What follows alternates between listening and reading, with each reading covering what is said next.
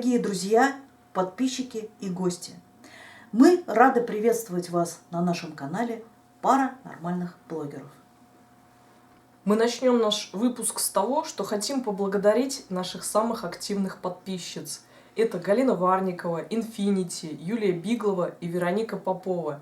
Девчонки, спасибо вам большое за ваше активное участие, за вашу поддержку, комментарии и советы. Спасибо большое, девчонки. Спасибо, девчонки. А остальным нашим подписчикам я хочу сказать тоже огромное спасибо, что вы у нас есть. И вы лучшие. Вы лучшие. Ну а теперь мы продолжим наш выпуск, посвященный аналитике и разбору странных моментов, которые с нами произошли при съемках на кладбище домашних животных.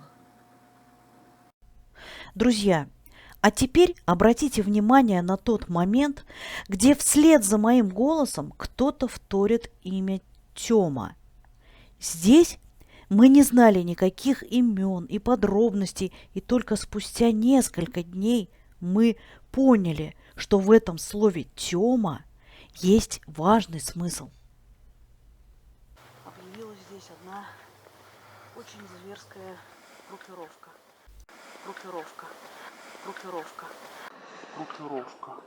которая убивали. И вот через пару дней мы решили съездить на то же кладбище днем и постараться найти ту семью, которая была убита. И нам это удалось. Давайте посмотрим. Давайте. Друзья, вот мы вернулись на кладбище. Мы нашли эту семью убитую, про которую мы вам рассказывали в прошлом выпуске. Вот мы посмотрели, нашли. Мальчика-то звали Артемий. То есть сокращенно как раз-таки Тёма. Что это? Совпадение? Если да, то какое-то мистическое. Ну, как ты считаешь? Ну, как я считаю, вообще, могу сказать, что, возможно, была проблема с оборудованием в этот момент. То есть, на ветер грешить я не буду, потому что ветра не было. Да. Либо оборудование, либо это действительно мистика, то есть 50/50. Ну хорошо, даже если оборудование допустить, да, то это все равно странное стечение вот этих обстоятельств. Почему именно на этом месте? Именно возле того кладбища, где похоронена та семья. В тот момент, когда ты начала рассказ. Именно рассказ вот по поводу этой истории. И мы еще тогда не знали вот того, как звали этого мальчика. Мы не могли найти эту связь, почему Тёма, да? Да, то есть сопоставить мы пока тогда не могли. И тут так получается. И тут такой какой-то идет у нас сбой или еще что-то. Или скрип, или... Неважно. Важно то, что именно звучит этот звук Тёма. Это странно, на мой взгляд. На мой взгляд тоже. Я согласна. То есть я отдаю предпочтение более мистической составляющей, нежели технической. Я могу дать все-таки больше предпочтения технической, но в этом тоже есть какая-то загадка. Хорошо. В общем-то, мы в этом плане сошлись во мнениях. Давайте перейдем к следующему моменту и очень внимательно посмотрим и послушаем. При возможности наденьте, друзья, наушники. Мальчик.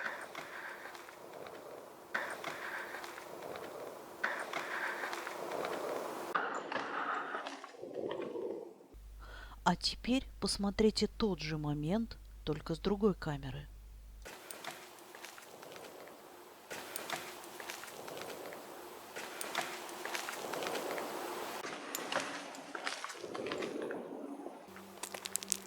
Там что-то стукнуло. Скажи мне, пожалуйста, что бы это могло быть? С чем у тебя ассоциируется этот удар? Ты знаешь, ощущение чего-то тяжелого. То есть тяжелым деревянным предметом ударили тоже, вот знаешь, как по дереву, возможно, да? И вот так прошкрябали. Но вопрос, кто это мог быть? В темноте. В кромешной темноте. Там не видно ничего. Даже не на вытянутой руке, а вот так вот смотришь без фонаря, и руку не видно.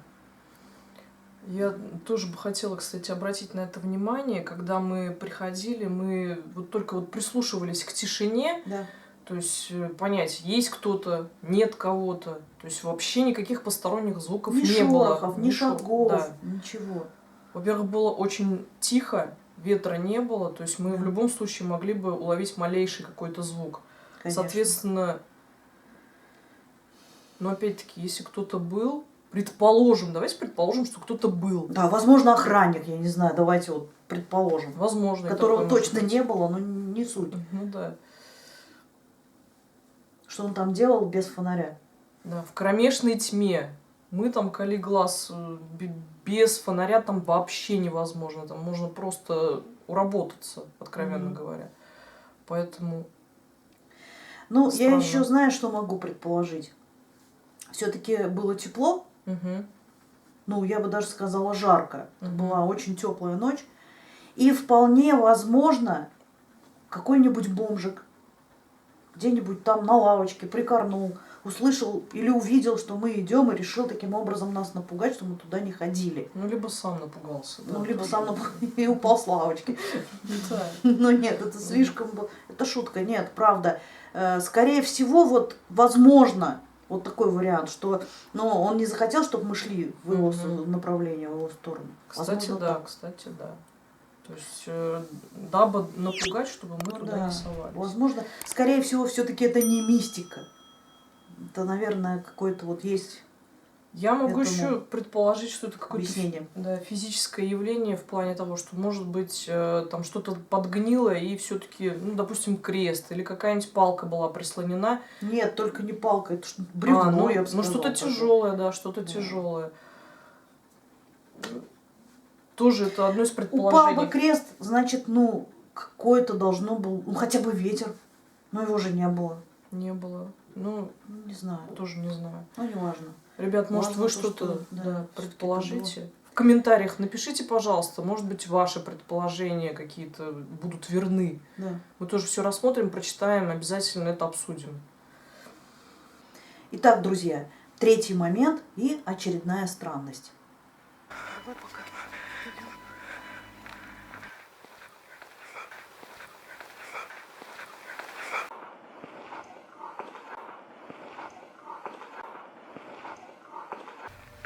Блин, что-то мне здесь уже не нравится. Итак, что ты скажешь по этому поводу? Ну, мои предположения сводятся к первому моменту, когда мы услышали голос, опять-таки, в самый первый момент, когда произнесли слово «тёма». То есть, того же самого происхождения, мне кажется, и это слово. Как считаешь? Возможно, не исключаю, но здесь очень странное стечение обстоятельств, опять-таки. Когда мы первый раз услышали имя Тёма, мы были напротив тех кладбищ, где похоронена эта семья. А в данной ситуации, в данном вот случае, мы были ровно напротив мусульманских кладбищ. И вдруг звучит слово «алга». А мы знаем, что перевод этого слова «вперед». Тоже есть такая странность. Есть. Но все-таки больше всего в ту ночь нас удивило и напугало вот это. Давайте посмотрим. Давайте.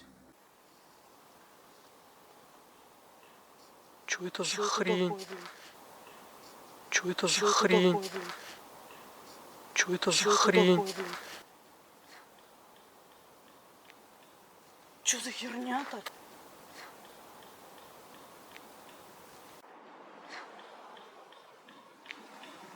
Пошли отсюда быстрее. Вот опять-таки появились стуки, и уже во второй раз. С другой стороны. Я опять предположу, что все-таки нас пытались напугать. Но здесь уже были стуки совершенно другого характера. Если там был тяжелый такой стук дерева, да, то здесь просто был металлический, как металлический, вот словно гвозди забивали, да. Я уже сказала, когда ты находишься ночью на кладбищах, в лесу, в кромешной темноте, в твою голову приходят только какие-то жуткие мысли на самом деле, да, и воображение рисовало такую картину, как будто бы там, в темноте, кто-то забивает гвозди в крышку гроба. Да. Это правда, это страшно. Ну, страшно в тот момент Да. было очень страшно. И причем, скажи, звуки были именно такие, как будто бы забивали вот гвозди. Угу. Может быть... Вот послушайте, друзья, еще раз. Да, послушайте, пожалуйста. Что это такое? Что за хер... Что за хер... Что за херня-то? Альтан? Ну вот что это может быть? Давайте еще раз порассуждаем. Может быть, этот человек, тот самый бомж или охранник, ну будем его так называть, кто бы то ни был, может быть, он постучал по какому-нибудь металлическому кресту. Оград там нет. На этом кладбище оград я не видела. Есть только забор металлический и есть металлические кресты. На старой части кладбищ там есть, но это не со стороны же старых кладбищ. Нет, это было не со стороны, Именно- именно с новой стороны. Да. То есть вот где кладбище домашних животных и ближе в ту сторону, где уже ветеранов хоронят. То есть могу еще это предположить. Хорошо, пусть, давай допустим. Мгм. Но скажи мне, пожалуйста, как он так быстро оттуда до туда добежал вперед нас без, опять-таки, без фонарика, без каких-либо освещающих предметов? Как? Вот это я тоже не могу объяснить. Хоть мы и заторопились, засуетились, испугались. Мне кажется, это нереально, если он не вурдалак. Ну, если вурдалак, тогда все норм. Мгм. Ну, мог. Ну а так, друзья, ну никак. Правда, ну никак. Физически это никак, нет. Без освещения там нереально пройти. Ну лес, как вы пройдете? Ну, прошло там какие-то минуты, ну, это вообще нереально, действительно, в темноте это настолько... Ну да, это очень быстро. Нет, это очень быстро было. Поэтому исключено, значит, либо еще кто-то... Значит так. Может, нас кто-то видел, решил просто пошутить. Но давай Ну, это сделаем плохая такой была вывод. шутка, да. Шутка, да, так себе, Мгм. но, скорее всего, ничего мистического в этом нет. Просто кто-то так пошутил. Да. Поэтому хочу еще раз дополнить, что, ребят, никогда такого не делайте, это очень опасно. Люди бывают разные, боятся над живых. Если там Это присутствует точно. живой человек, то лучше держаться подальше. Да. Нормальный человек. Либо туда ходят такие блогеры, как мы, либо ненормальные люди, мне кажется, так. Либо ненормальный, да. Либо ненормальные блогеры. А сейчас мы посмотрим самый интересный и загадочный момент, который произошел с нами в следующую ночь, когда мы поехали фотографировать. Давайте посмотрим. Наверное, это самое необъяснимое из всего, что было. Если у всех остальных моментов есть хоть 20%, которые можно хоть как-то объяснить с логической точки зрения, то здесь логики нет вообще. На наш взгляд, это стопроцентная мистика. Что это? Лазер? Откуда? Вот это, да, ты не сняла это? Ага, будет здесь охранник тебе. Смотри, опять лазер. Смотрите. Что это? Что это? Друзья, специально для вас мы оставим ссылку в описании, да, чтобы вы смогли ознакомиться, что такое диапазон лазер. Ну а как считаешь ты, вот откуда могло вот это произойти, вот этот сигнал?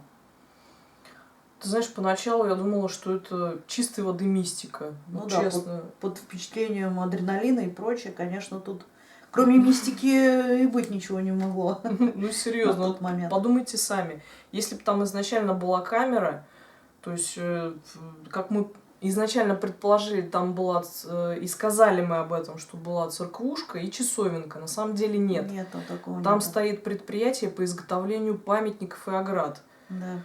То есть в связи с этим уже приходят другие выводы. Я вот подумала, поразмышляла на эту тему и поняла, что когда мы ехали уже туда, мы видели, что горит свет. Соответственно, там какой-то работник остался доделывать свой заказ. Возможно. И, возможно, он пользовался каким-нибудь лазерным дальномером. Может быть, это уловил наш антирадар. Я предположу. Но это не точно. Случайно сверканул в окно и отразил нашему антирадару. Не знаем, но в Не принципе... знаю, это просто предположение. Может, кто-то из вас знает, возможно ли такое, срабатывает ли такое. Но больше там ничего не могло Да. быть. Если Камер там предположить... Нет, даже если предположить, что там есть какая-то камера, там видеонаблюдение и прочее, то там совершенно другой бы диапазон был, понимаешь? То есть вот этот диапазон К или ну, какие-то более упрощенные вот эти вот диапазоны и камеры, да? Я думаю, да. Но не лазер и Нет. не на кладбищах, ни ночью, ни в лесу.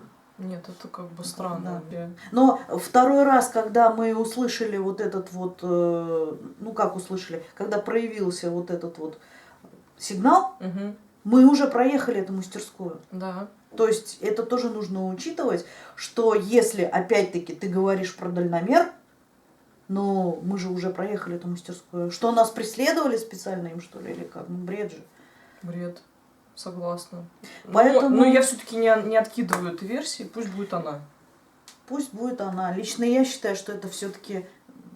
Ну, я склоняюсь больше к какой-то мистической точки зрения. 80%. Ребята, рассудите, пожалуйста. Вот мы не можем понять. Либо так, либо так. Напишите, пожалуйста, в комментариях, что Да. вы думаете по этому поводу. Ну да. Но если даже учесть то, что этот сигнал мог спровоцировать какой-то рабочий с лазерным дальномером, то при первом сигнале антирадара мы были еще достаточно далеко от мастерской. А когда был второй сигнал, то уже ее проехали. Так что вряд ли это был дальномер. Что это? Лазер? Откуда? Вот это, да, ты не сняла это? Ну, звук-то был. Да, звук был, надо было снять. Офигеть, какой лазер. Откуда здесь лазер? Посреди кладбищ лазер. Друзья, уже какой-то кошмар, честно. Ну, вы услышите звук, потому что даже я его услышала. Так, а там свет горит, да? Да. А что там, кто-то есть, что ли, хочешь сказать? Ну, может, охранник. Ага, будет здесь охранник тебе. Смотри, опять лазер. Смотрите. Что это?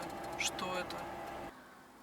Это были самые яркие моменты, которые с нами произошли. То есть все вопросы, которые у нас возникли, вот мы их разобрали. Но еще хочется добавить, была кошка. Да. И две машины.